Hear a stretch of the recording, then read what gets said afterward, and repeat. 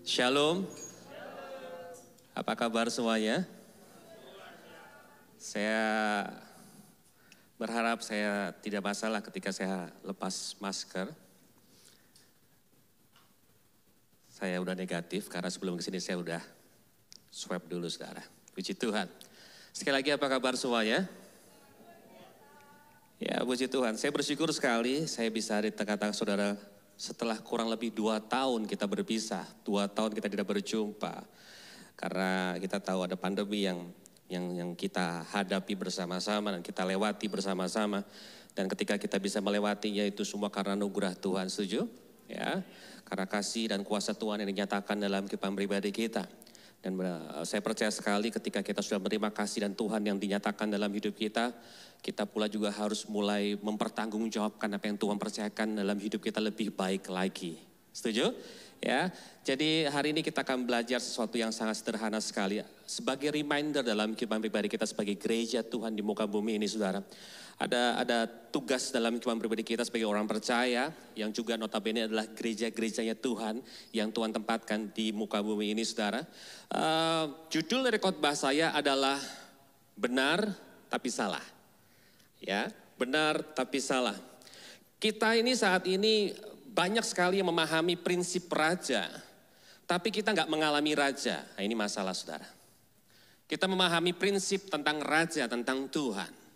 Which is good, itu baik, itu bagus sekali. Kita sebagai orang percaya, kita harus memahami prinsip tentang Tuhan. Tapi permasalahannya, tidak semua orang yang memahami prinsip tentang Tuhan itu mengalami Tuhan. Nah ini masalah saudara. Ya, kita memahami prinsip kerajaan. Oh ya, kita banyak belajar tentang prinsip-prinsip kerajaan surga. Tapi permasalahannya begini, kita nggak pernah menjadi kerajaan Allah di muka bumi ini. Nah, ini masalah saudara. Ya, kita paham tentang prinsip kerajaan surganya, tapi kehidupan kita tidak pernah menjadi kerajaan Allah di muka bumi ini saudara. Nah ini masalah saudara. Sehingga dengan kata lain kita tersedot untuk kita terus mempelajari tentang prinsip, teori, metode tentang Tuhan. Tapi kita lupa ada hal yang lebih esensi, ada hal yang lebih penting daripada sekedar kita memahami tentang Tuhan. Yaitu kita harus mengalami Tuhan. Amin. Kita harus mengalami Tuhan. Saudara. Belajar tentang strategi pertumbuhan gereja itu baik sekali, itu bagus sekali saudara. Sehingga ketika kita melihat kisah para rasul 2 ayat 41 sampai ayat yang 47 tentang kehidupan jemaat mula-mula. Kita pengen itu bisa terjadi, teraplikasi di gereja kita. Yaitu apa? Pertumbuhan yang begitu luar biasa. Ingat saudara, kisah 1 ayat yang 41 sampai 47 itu menceritakan tentang kehidupan jemaat mula-mula. Ini adalah satu kisah yang menarik sekali. Karena apa? Karena kisah yang diawali dengan kata bertambah-tambah, lalu diakhiri dengan kata ditambahkan oleh Tuhan. Jadi pertumbuhan jemaatnya begitu luar biasa sekali. Pertumbuhan jemaatnya begitu dahsyat sekali. Nggak ada yang bisa membendung pertumbuhan jemaat pada waktu itu saudara.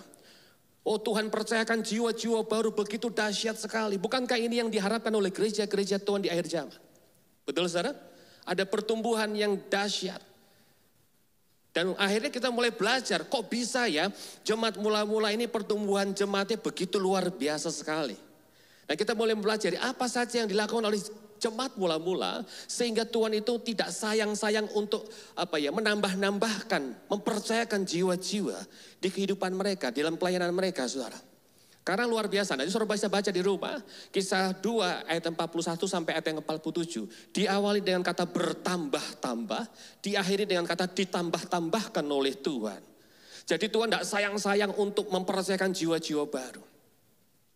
Dan kita pengen supaya hidup kita, usaha kita, gereja kita bisa bertumbuh, mengalami pertumbuhan yang seperti itu. Pertumbuhan yang signifikan sekali.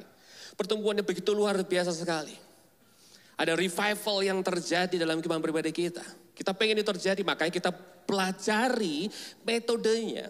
Kita pelajari apa sih yang dilakukan oleh jemaat mula-mula sampai bisa terjadi seperti itu. Saudara tentu sudah belajar tentang ini saudara ya. Mereka berdoa bersama-sama, mereka belajar tentang pengajaran rasul-rasul. Ada hal-hal yang berubah dalam kehidupan mereka. Kenapa saya katakan berubah? Karena luar biasa sekali saudara. Ini yang bertobat, yang berkumpul, inilah orang-orang Yahudi. Tapi ada perubahan-perubahan yang terjadi yang begitu luar biasa saudara dalam kehidupan mereka. Salah satu contoh yang paling gampang bisa kita lihat adalah ketika orang yang lebih, di situ katakan orang yang punya lebih, rela menjual kelebihan mereka dan dibagi-bagikan kepada orang-orang yang membutuhkan sesuai kebutuhannya. Jadi ada orang-orang yang tidak lagi selfish, ada orang-orang yang gak egonya gede lagi saudara ya. Ada orang-orang yang mereka belajar untuk mulai berbagi satu dengan yang lainnya. Kenapa saya katakan itu perubahan? Karena kita tahu orang Yahudi itu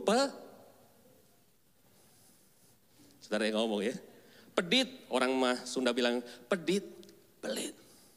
Mereka self-centernya kuat sekali saudara. Mereka egonya tuh besar sekali. Tapi yang luar biasa, di kehidupan jemaat mula-mula ini, tiba-tiba ada perubahan yang terjadi saudara. Hidup mereka nggak lagi self-center, tapi hidup mereka bisa berbagi pada orang-orang yang membutuhkan di sekitar mereka. Ada empati yang besar sekali, nggak cuma simpati, tapi empati. Orang Kristen kalau hidup cuma sekedar bersimpati, nggak perlu jadi orang Kristen saudara. Semua orang bisa bersimpati, betul nggak? Tapi kita harus jadi empati, amin. Kita harus masuk yang level yang lebih dalam lagi. Kita harus berempati ketika melihat sebuah kebutuhan, kita harus menjadi jawaban untuk kebutuhan itu. Dan ini terjadi di kisah kehidupan jemaat mula-mula saudara. Ini terjadi. Yang lebih jual harta mereka, lalu dibagikan kepada orang-orang yang membutuhkan. Sesuai, ada kata sesuai, itu kata kunci. Sesuai kebutuhan masing-masing. Artinya apa? Berkat yang dibagikan itu pas, nggak lebih, nggak kurang. Kenapa kok bisa pas? Karena berarti ada hubungan baik yang terjadi. Ada hubungan baik yang terjalin. Buat saya itu adalah sebuah perubahan yang dahsyat sekali terjadi di kehidupan orang Yahudi yang bertobat pada waktu itu saudara. Luar biasa. Dan kita pengen gereja kita, kadang-kadang kita rindu supaya kehidupan kita bisa seperti itu. Mengalami pertambahan yang luar biasa. Dan kita pelajari metodenya. Apa aja sih yang dilakukan? Makanya ada banyak seminar-seminar pertumbuhan gereja dilakukan, saudara, diadakan. Karena kita rindu itu terjadi di gereja kita. Kita rindu terjadi dalam usaha kita juga. Ada pertumbuhan yang terjadi saudara. Tapi saudara perhatikan baik-baik. Perubahan yang terjadi, pertumbuhan yang terjadi, itu gak akan pernah terjadi tanpa diawali dari satu peristiwa yang luar biasa. Coba kita lihat, ini kuncinya saudara. Ya, seringkali kita pelajari metodenya, tapi kita lupa awalnya saudara. Ya, ini luar biasa sekali saudara. Kisah para Rasul pasal yang kedua. Jadi sebelum kehidupan jemaat mula-mula itu dikisahkan di situ saudara. Tapi ini yang terjadi lebih dahulu saudara. Kisah 2 ayat yang 1 sampai 3. Firman Tuhan berkata begini. Ketika tiba hari Pentakosta, semua orang percaya berkumpul di satu tempat. Tiba-tiba turunlah dari langit suatu bunyi seperti tiupan angin keras yang memenuhi seluruh rumah di mana mereka duduk. Dan tampaklah kepada mereka lidah-lidah seperti nyala api, yang kita tahu adalah Roh Kudus, yang bertebaran dan apa? Hinggap, itu kata kuncinya. Hinggap ya pada mereka, pada diri mereka masing-masing saudara. Ada 120 orang yang mengalami lawatan Tuhan begitu luar biasa. Ada 120 orang yang mengalami urapan Tuhan yang begitu luar biasa. Ada 120 orang yang mengalami pengalaman pribadi bersama dengan Tuhan begitu luar biasa. Dan ternyata ini kunci pertumbuhannya saudara. Ini kunci perubahannya saudara. Jadi bukan apa yang mereka lakukan, tapi apa yang mereka alami bersama dengan Tuhan. Metode yang kita pelajari itu baik. Kita cari tahu caranya. Gimana ya supaya bisa mengalami pertumbuhan. Belajar tentang pertumbuhan itu bagus. Tapi kita nggak boleh lupa. Pertumbuhan tidak akan pernah terjadi tanpa lawatan Tuhan. Perubahan tidak akan pernah terjadi tanpa lawatan Tuhan. Amin saudara. Seringkali kita ngejar pertumbuhannya, kita lupa perubahannya. Mana yang lebih dulu harus terjadi saudara? Perubahan dulu atau pertumbuhan? Perubahan harus mendahului pertumbuhan. Amin. Perubahan hidup itu pasti akan menghasilkan yang namanya pertumbuhan dalam hidup kita saudara. Jadi jangan salah ya. Belajar tentang pertumbuhan gereja itu benar gak? Benar. Tapi ternyata kita gak boleh lupakan satu hal yang esensi juga. Lawatan Tuhan, keterlibatan Tuhan dalam hidup kita. Mengalami Tuhan dalam kehidupan pribadi kita. Itu juga penting saudara. Prioritas utamanya dalam hidup kita adalah kita harus mengalami Tuhan dulu secara pribadi. Sehingga perubahan terjadi. Ketika ada perubahan terjadi, pertumbuhan pasti akan dipercayakan oleh Tuhan. Amin. Nah ini saudara. Jadi bukan metode yang terutama saudara. Tapi hadirat Tuhan yang paling utama saudara. Yang terpenting bukan pemahaman cara. Tapi pengalaman dengan Tuhan yang beracara. Saya ulangi ya. Yang terpenting bukan pemahaman cara. Tapi pengalaman dengan Tuhan yang beracara dalam hidup kita. Seringkali kita kejar cara-caranya. Sekali lagi saya katakan itu benar, itu baik, itu bagus. Tapi ada yang lebih baik lagi. Ketika kita izinkan Tuhan beracara dalam hidup kita. Amin saudara. Jadi ini luar biasa. Bukti nyata, perubahan menjadi hal yang normal. Saya katakan ini, perubahan menjadi hal yang normal ketika Tuhan ada di tengah kita saudara. Perubahan jadi hal yang normal ketika kita dilawat oleh Tuhan. Setuju? Jadi saudara berubah bukan karena kekuatan saudara. Kita berubah bukan karena usaha kita.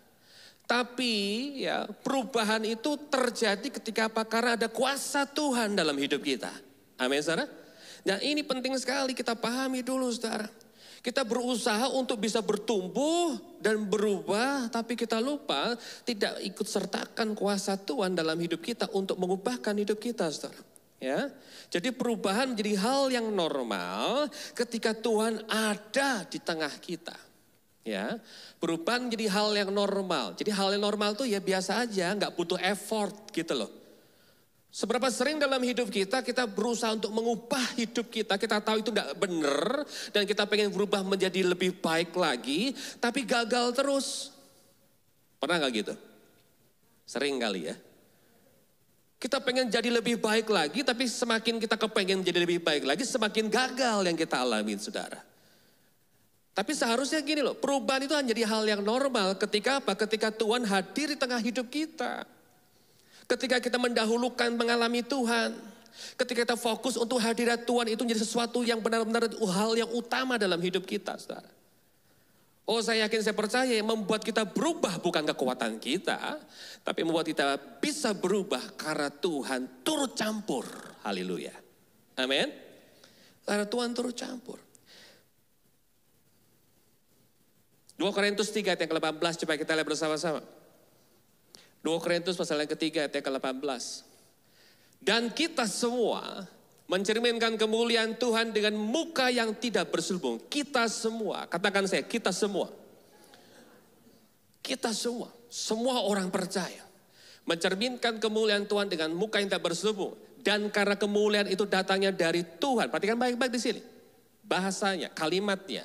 Dan karena kemuliaan itu datangnya dari siapa? Dari siapa?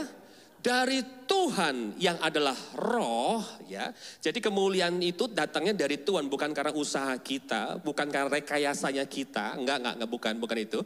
Maka perhatikan baik-baik. Maka kita apa?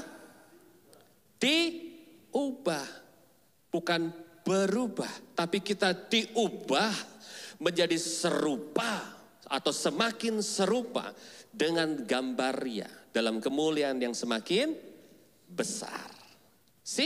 Dari sini kita bisa melihat bahwa ternyata perubahan yang terjadi dalam hidup kita itu bukan karena usaha kita.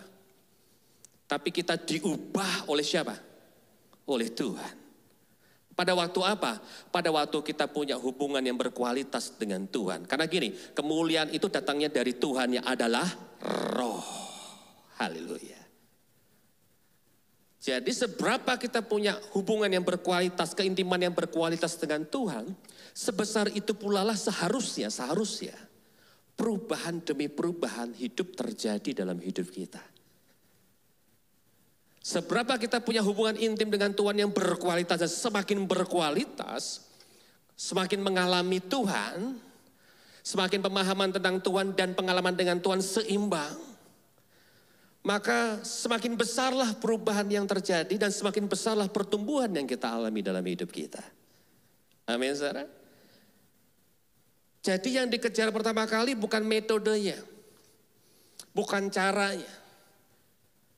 Belajar tentang cara yang baru itu baik, harus saudara. Karena kita harus terus update, kita harus upgrade hidup kita. Gereja juga harus upgrade. Setuju? Makanya ada istilah sekarang apa? Gereja hybrid. Karena apa? Tuntutan kan? Kita harus bisa mengikutin. Karena kebutuhannya seperti itu. Untuk bisa menjawab kebutuhan, gereja juga harus mulai upgrade. Oh ya, artinya kita belajar cara-cara yang baru. Sekarang kita sedang belajar tentang cara-cara yang baru dan akan terus belajar tentang cara yang baru. Itu bagus sekali. Tapi harus ada diimbangi dengan apa? Kuasa Tuhan. Jadi jangan fokus kepada metodenya saja. Tapi kita harus utamakan kuasa Tuhan. Berapa sering dalam hidup kita ketika kita ada masalah, ada pergumulan hidup. Ketika kita terlalu sibuk mencari cara jalan keluarnya. Tanpa kita sadari, kita semakin jauh dari Tuhan. Pernah ngalami gitu gak? Kita baru ngehnya, baru sadar, iya ternyata. Semakin sibuk cari jalan keluar, menurut pengalaman saya kudunya begini nih. Menurut dulu ya, pernah ngalamin begini, harus dihadapinnya begini nih. Kita berpikir kita punya jalan keluarnya gitu loh.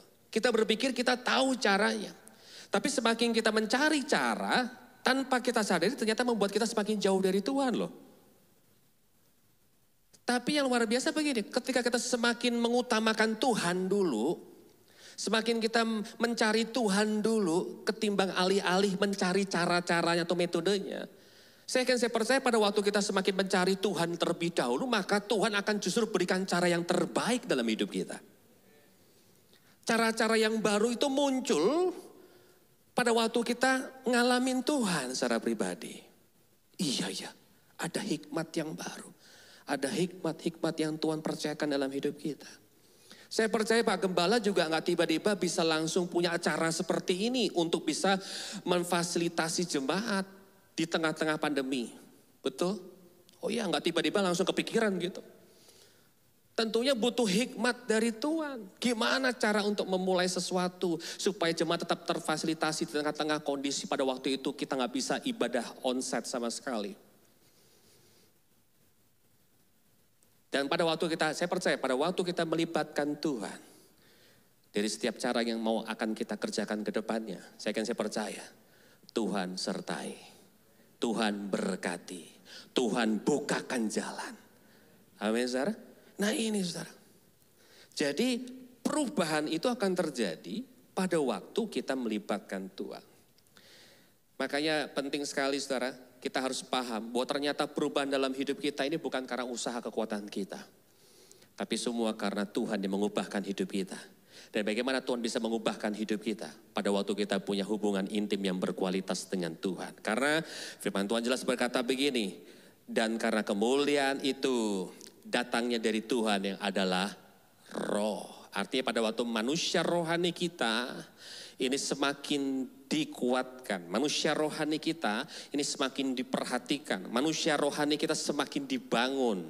Maka firman Tuhan berkata begini, maka kita diubah menjadi serupa dengan gambarnya. Haleluya. Saya berdoa itu terjadi untuk kehidupan saudara semuanya. Karena pengajaran dan prinsip-prinsip terkadang nggak menjadi poin utama dalam perubahan. Saya ulangi ya. Karena pengajaran dan prinsip-prinsip kadang-kadang nggak menjadi poin utama dalam perubahan. Pernah nggak kita ketemu orang ikut pengajaran, ikut PA, belajar Alkitab, dengar khotbah luar biasa. Tapi hidupnya berubah nggak? Nggak juga tuh. Karena perubahan hidup kita bukan sebanyak kita mendengar firman Tuhan, enggak. Tapi perubahan dalam hidup kita terjadi pada waktu kita melakukan apa yang kita dengar. Amin saudara. Jadi nggak jaminan orang banyak dengerin firman Tuhan lalu tiba-tiba hidupnya berubah. Enggak jamin kok. Tapi pada waktu orang yang banyak mendengar firman Tuhan itu melakukan apa yang didengar, sehingga ketika dia melakukan apa yang didengar itu dia mengalami Tuhan. Kenapa? Karena firman dengan Tuhan itu sama. Yohanes 1 ayat yang 1, pada mulanya adalah firman dan firman itu adalah Allah. Jadi semakin saudara melakukan firman Tuhan dalam kehidupan saudara, saudara ini semakin mengalami Tuhan dalam kehidupan saudara. Saudara sedang memberikan ruang waktu yang terbaik untuk Tuhan bertahta dalam kehidupan saudara. Jadi pemahaman berubah menjadi pengalaman hidup. Nah makanya akhirnya yang terjadi apa? Perubahan hidup menjadi hal yang normal. Kita berubah menjadi lebih baik lagi bukan karena sebuah tuntutan. Bukan karena sebuah paksaan, tapi memang karena kita berubah karena Tuhan yang mengubahkan hidup kita. Tuhan yang bekerja secara luasa di hidup kita dengan kuasanya, dengan kasih yang begitu luar biasa itu merubah cara berpikir kita, mengubahkan hati kita. Makanya enggak jaminan ternyata pengajaran yang banyak, prinsip-prinsip yang luar biasa bisa mengubahkan. Tapi kalau mengalami Tuhan pasti mengalami perubahan. Amin saudara. Nah saudara belajar dari Salomo saudara. Salomo, siapa yang tidak kenal Salomo? Ini luar biasa saudara. Kalau bicara tentang teori, metode, Salomo hebat. Maka Salomo punya istilah sebutan begini, man of wisdom. Ini Salomo ya. Salomo itu man of wisdom. Manusia paling berhikmat lah. Sampai Ratu Sheba penasaran dengan hikmat Salomo, saking penasarannya datang ke Salomo. Pengen lihat, membuktikan sendiri, benar gak sih katanya Salomo itulah manusia paling berhikmat, man of wisdom. Luar biasa, sampai akhirnya ketika dia, Ratu Sheba ini sudah melihat, membuktikan sendiri, yang luar biasa muncul pengakuan dari mulut Ratu Sheba tentang Tuhan, besarnya Tuhannya Salomo. Luar biasa loh, cuma ngelihat doang, orang ngakuin Tuhan, keren ini saudara. Ya kan? Cuma ngelihat doang, Salomo gak ngomong macam-macam, tapi cuma ngelihat kehidupan aja. Kehidupannya Salomo, ngelihat kesehariannya Salomo. Orang tuh sampai ngakuin Tuhannya Salomo. Saya berharap hidup kita seperti itu saudara. Kita gak perlu ngomong banyak-banyak, tapi orang ngelihat hidup kita, orang mengakui kebesaran Tuhan kita. Amin. Saya mau bilang gini saudara. Tuhan melihat hati, betul. Tuhan memang melihat hati. Tapi orang sekitar kita melihat kehidupan kita. Setuju? Setuju? Ya. Memang Tuhan melihat hati kita. Tapi orang di sekitar kita, saudara kita yang belum bertobat, itu ngelihat apa? Bukan hati kita. Hidup kita, gimana kita hidup, bagaimana kita menjalani kehidupan pribadi kita. Makanya kita perlu belajar dari Salomo. Salomo ini luar biasa.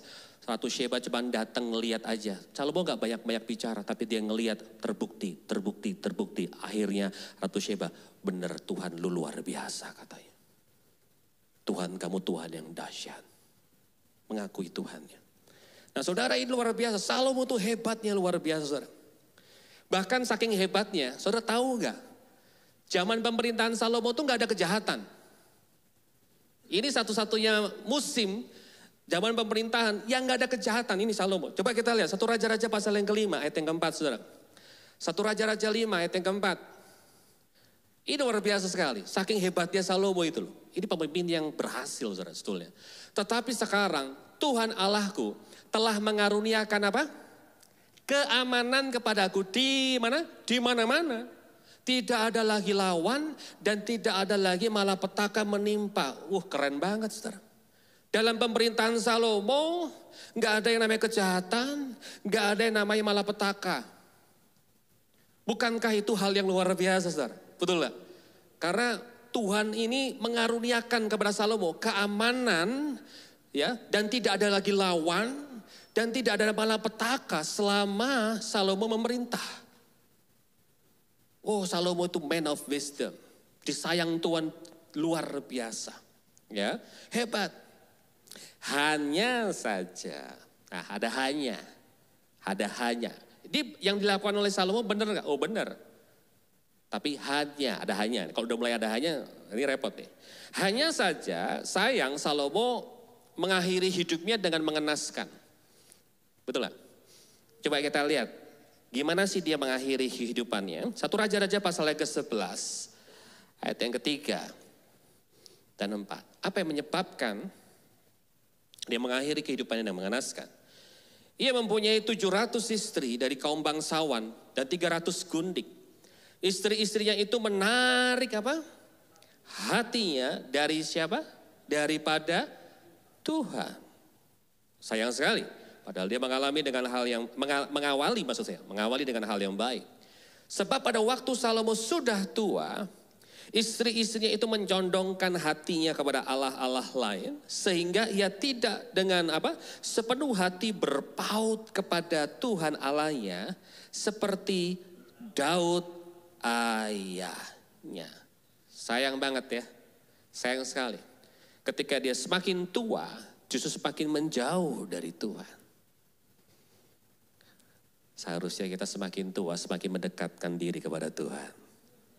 Amin. Nah ini, tapi dia semakin tua, justru makin jauh dari Tuhan. Kenapa? Yang gak sepenuh hati berpaut kepada Tuhan, Allahnya seperti Daud, ya, ayahnya saudara. Kenapa bisa begitu? Apa yang menyebabkan dia bisa bergeser? Sederhana aja. Satu masalahnya. Ini yang mengawalinya saudara. Satu masalahnya. 1 Raja-Raja pasal yang ketiga ayat yang pertama saudara. Ini masalahnya. Awalnya dari sini. Lalu nih ketika dia mulai diberi kepercayaan memerintah. Lalu Salomo menjadi menantu Firaun, Raja Mesir. Ia mengambil anak Firaun dan membawanya ke kota Daud sampai ia selesai mendirikan istananya dan rumah Tuhan dan tembok sekeliling Yerusalem. Ini masalahnya saudara, ya. Ini masalahnya. Salomo nggak sungguh-sungguh percaya dan mengandalkan janji Tuhan. Saking pinternya, otaknya ini jalan, logikanya jalan, dia pikir, dia pikir supaya aman, dia pikir supaya semakin gede, dia pikir supaya pemerintahannya, kerajaannya ini dapat support, dapat backup yang semakin besar. Makanya dia pikir begini, saya harus meminimais musuh dalam kerajaan saya. Makanya yang tadinya bisa jadi musuh, dijadiin mertua. Ngerti maksud saya? Kan gak mungkin dong. Dia nikahin, dia kawini anaknya Firaun. Dia pakai strategi gak? Oh dia pakai strategi saudara. Pinter gak? Pinter sebetulnya saudara. Ya kan? Untuk memperkokoh kerajaannya, dia pikir saya harus menikahi anak daripada kerajaan yang juga kokoh. Aman udah. Cenglila ya. Ya, masuk akal gak? Masuk akal banget saudara. Dia pakai strategi. Dia pakai logikanya dia. Oh supaya kerajaan saya semakin kokoh. Saya cari kira-kira siapa kerajaan di sekitar saya yang juga kokoh. Terus paling gampang gimana? Nikahin anaknya saudara. Jadi bersahabat. Bukan seteru. Ya, tapi jadi sekutu saudara. Sepertinya baik saudara. Tapi ternyata ini justru menjadi awal kejatuhan daripada Salomo. Dia pikir dia baik. Dia pikir strategi itu benar. Tapi ternyata salah. Coba kita lihat 1 Raja-Raja pasal yang ketiga ayat yang kedua dan 3. Setelah dia nikahin anak Firaun. Ini lanjutannya. Hanya bangsa itu masih mempersembahkan korban di bukit-bukit pengorbanan. Ya, Firaun Mesir kan, kita tahu. Masih nyembah berhala. Sebab belum ada didirikan rumah untuk nama Tuhan sampai pada waktu itu. Dan Salomo menunjukkan kasihnya kepada Tuhan. Nah, menunjukkan kasihnya kepada Tuhan. Dia menyayangi Tuhan, dia mengasihi Tuhan. Oh iya dia mengasihi Tuhan. Tapi caranya salah. Dengan hidup menuruti ketetapan-ketetapan Daud. Oh iya ayahnya. Nah ini nih. Gak berhenti, gak titik sampai situ. Ada kata apa? Hanya. Nah ini repot saudara. Saudara kalau udah dipuji sama orang seneng gak? Wah suara lu bagus. Tapi, nah kalau ada tapinya, ya gak bagus sebetulnya. Bener gak? Ya gak bagus gitu loh. Oh dia itu orangnya baik. Cuman, nah kalau udah cuman ya, gak baik sebetulnya. Ya kan? Nah ini, awal-awalnya baik, bagus, strateginya sepertinya oke. Ya, dan di situ tuliskan ini, Salomo menunjukkan kasihnya kepada Tuhan dengan hidup menurut ketetapan-ketetapan Daud ayahnya. Hanya, nah ada hanya ini, ya. Apa yang dikerjakan? Ia masih mempersembahkan korban sembelihan dan ukupan di mana? Di bukit-bukit pengorbanan. Artinya begini, dia ngikutin caranya mertuanya. Dia lebih fokus kepada metode, dia lebih fokus kepada cara, dia lebih fokus kepada liturgi. Jadi dia pikir untuk menyembah Tuhan harus dengan cara yang common, dengan cara yang umum, yang wajar pada waktu itu, saudara. Salomo pinter sih, tapi terlalu mengandalkan logikanya. Nalarnya kalau dipakai. Dia pikir karena memang belum ada didikan rumah untuk Tuhan, makanya dia belajar dari bangsa-bangsa untuk bagaimana menyembah Tuhan. Dia pakai, diadopsi cara bangsa lain untuk menyembah Tuhannya dia. Maksudnya baik, tapi salah. Benar, tapi salah. Salomo belajar dan melihat bangsa-bangsa lain akhirnya dipandu bukan oleh Tuhan. Nah ini repot saudara. Bukan dipandu sama Tuhan lagi. Tapi dia adopsi cara bangsa lain untuk membangun hubungan dengan Tuhannya. Ini repot saudara. Sampai akhirnya bukan instruksinya Tuhan yang dia ikuti. Bukan maunya Tuhan yang dia kerjakan saudara. Tapi maunya dia untuk Tuhan yang dia pikir itu benar. Kenapa? Karena Salomo terlalu fokus kepada metode. Cara lebih penting.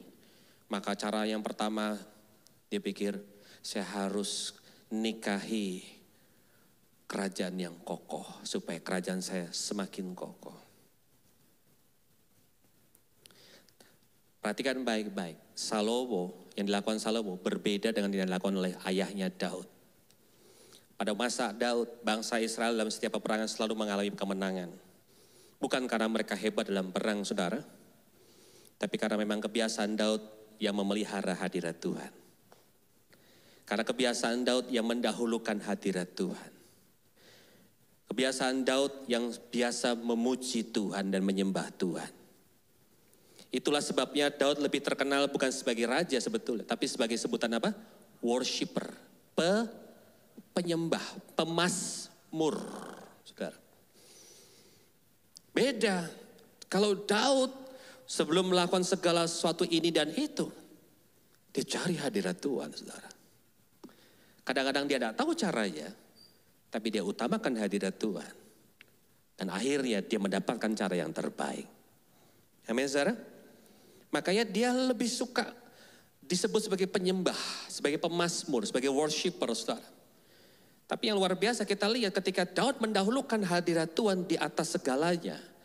Setiap peperangan, setiap kendala, setiap tantangan yang terjadi di depan Daud pasti bisa dilalui bersama dengan Tuhan. Luar biasa ya, disertai sama Tuhan. Kemenangan demi kemenangan, pembelaan demi pembelaan dari Tuhan terjadi dalam kehidupan Daud. Saudara. Makanya kita penting sekali hari ini kita belajar. Kita rindu bisa bertumbuh Di keluarga kita mengalami pertumbuhan, usaha kita mengalami pertumbuhan. Tapi percayalah, pertumbuhan tidak akan pernah terjadi tanpa perubahan. Dan perubahan juga tidak akan pernah terjadi tanpa hadirat Tuhan. Amin. Jadi bukan cara yang penting dalam hidup kita, tapi adalah hadirat Tuhan. Bukan pemahaman yang kita kumpulkan sebanyak-banyak ke dalam hidup kita, tapi adalah pengalaman bersama dengan Tuhan yang harus paling utama dalam hidup kita, saudara. Saudara, satu sisi kita harus bersyukur dengan pandemi ini. Karena akhirnya kita dibuat mengerti bahwa tidak ada cara yang paling sempurna. Tidak ada cara yang paling hebat dari setiap ilmuwan, dari setiap orang-orang hebat yang kita pikir bisa menjadi solusi untuk pandemi ini. Gak ada. Tapi ada kekuatan yang luar biasa yang bisa memampukan kita untuk melewati setiap keadaan di depan kita. Yaitu hadirat Tuhan. Amin. Keterlibatan Tuhan dalam hidup kita.